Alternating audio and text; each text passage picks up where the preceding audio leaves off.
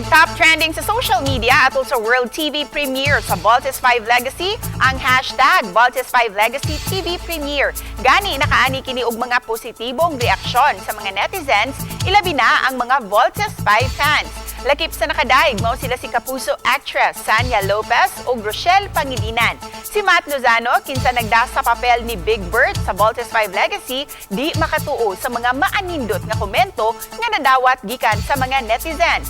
Mapasalamaton siya sa mga mitutok sa unang adlaw siyang giisip nga dakong proyekto isip usa ka sparkle artist. Saad niya nga daghan pa ang angay atangan nga mga maaksyong mga eksena sa Philippine live adaptation ang Voltes 5 Legacy.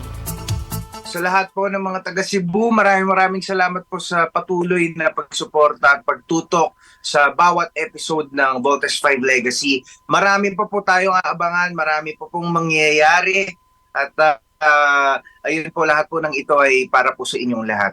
So abangan po natin Voltes 5 Legacy, Mondays to Fridays, 8 p.m. pagkatapos ng 24 oras.